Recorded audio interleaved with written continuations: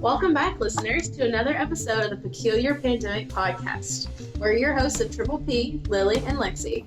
We are super excited to jump into today's episode because our page has been full of comments and questions about what was being served at this year's Thanksgiving dinner. According to the National Turkey Federation, 88% of Americans eat turkey on Thanksgiving, which is about 46 million turkeys being consumed. And if the average turkey feeds about 6 people, that's 290 million Americans eating turkey. And as you all know, this year has been met with a foul turn of events following Turkey Day. Joining us today, we have a special guest who is a food expert and can give us some insight on the outbreak of the illness following that dinner that so many Americans look forward to every year. I'd like to introduce you all to Bridget, a consumer safety officer from the Federal Drug Administration, here to tell you why you should not eat those leftovers. Hey ladies, thanks so much for having me. I'm a big fan of Triple P. Woo. I remember when you guys went viral back in 2014 covering that Ebola scare. Oh yeah. You know, in my line of work, I don't get a chance to step away and address the public very often, so I'm really excited for this opportunity. We're really excited to have you. Yes. So Bridget, there's been a lot of talk about this outbreak, but I'd like to hear what you have to say about it. Well, you know, I'm not here to ruffle any feathers, but as professionals, when we were tracking this outbreak, we attribute it to a bacteria that we found in the turkey. The scientists have coined this bacteria the Meliagris dexter. Wow, that's a mouthful. Well, the term is actually Latin roots for the words turkey and right-handed. Right-handed? Yes, this bacteria affects the RH405 gene, which is the same gene that determines right-handedness. So does this mean the outbreak is only reaching the right-handed population? It's a great news for me. I'm a lefty. Well, actually, left-handed people aren't the only population that aren't being affected. Bridget, is it safe for me to assume that vegetarians and vegans can be safe? I'm so glad you asked, Lexi. Yes, as of right now, the CDC is only attributing this outbreak to those who have consumed turkey firsthand. It does not appear to be transmittable in any other way. So good news to you non-meat eaters out there, you're in the clear. Thank goodness my grandma brought that ham.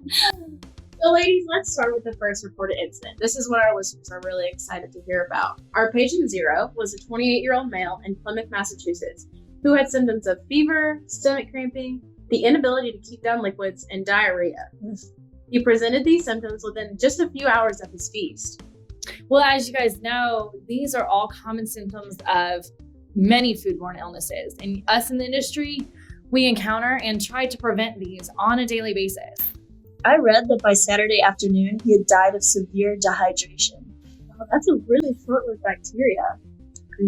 During the FDA's observation of this outbreak, we noticed pretty early on that this illness affected the East Coast first and then seemingly spread to the West Coast. But we know now that it doesn't appear to be transmittable in any other way other than ingestion, so it left us pretty stumped on the timeline. I'm willing to bet that has something to do with the time zones and when people were sitting down to eat their dinners. That's a really great point, Lexi. Bridget, I understand that these symptoms are a plucking nightmare. You know, all jokes aside, Lily, these symptoms are pretty gruesome. Patients are experiencing fever, abdominal pain, cramping, excessive and violent diarrhea and vomiting. And all of these symptoms lead to severe dehydration and kidney failure, and then ultimately death. With all of these symptoms leading to death, America will have to transition to having a heavily depleted population. That's so true. According to worldatlas.com, only 10% of the world is left-handed, which will be a majority of the survivors.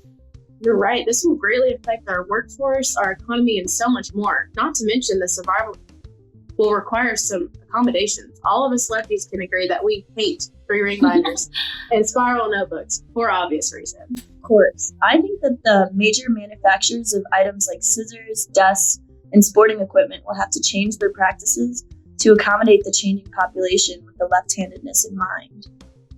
You guys speak on a world that's a little outside of mine, but you make some great points. But for me, and I speak on the behalf of the FDA, we believe that the food industry will see a rapid decline in the gobbling of those meat products. And this follows the CDC's recommendation to cease all meat consumption until the origin of the bacteria that infected these turkeys is determined. And I would say that it's also safe to expect a financial recession in the agricultural world. But what you're saying is that we still don't know the origin? Well, what I can say right now is that we know that the bacteria is found in the turkeys, but how it got there is still a mystery. I'm kind of winging it at this point, but is there a timeline we can expect to hear some answers? You know, the FDA, CDC, and USDA are working around the clock and expending all available resources on this public health nightmare. But please understand that we too have lost a great deal of our workforce. I'm really interested to see in the coming years how our country will come back from this. The current death toll has been reported that up to 73% of our country's population. So, for those of you that are still out there, please get rid of those leftovers. We can't lose any more subscribers. So stay healthy and join us next month. Thanks again, Bridget, for joining us today to speak on a peculiar pandemic that is quite literally killing America.